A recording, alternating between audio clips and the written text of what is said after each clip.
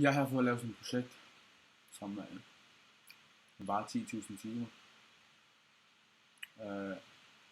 Og det går så ud på, at vi er bedre til basketball. Jeg er 20 år allerede nu. Næsten lige fik 20. Man kan godt sige, at det er en smule for sent at allerede starte nu.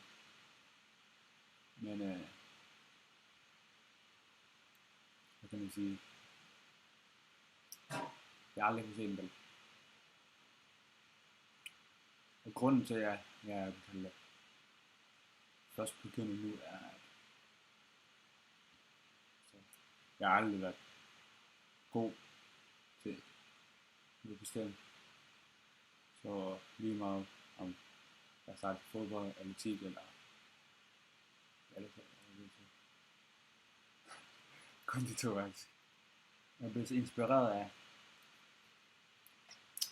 sådan en video så på YouTube, som handler om, jeg tror det er to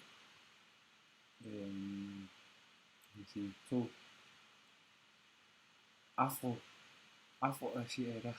Nej, ikke afroasiater, det vil ikke. Amerikanske asiater, altså to amerikanere med asiatisk baggrund.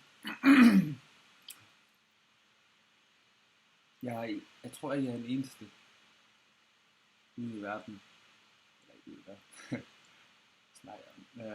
jeg tror ikke, jeg er den eneste i Danmark, eller jeg kan umuligt være den eneste i Danmark, som har den følelse af, at man ikke rigtig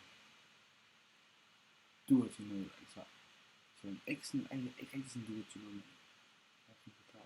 man har en masse venner, som går til forskellige slags sports, og er rigtig gode til det. Så man bliver vel lidt misundelig, og sådan kommer til at skamme sig over sig selv, at hvad lavede man, da man var yngre, og hvor startede man ikke bare til fodbold længere i 8 år. Det er fra starten, når man er 13-14. Så efterhånden så er det så meget opgivende, det er sådan op ad sådan en kæmpe bakke, for at komme ud af det hele. Og så er der bare 10 gange meget nemmere at bare komme hjem og så lægge sig i sofaen og lige flække en lille lønmælk.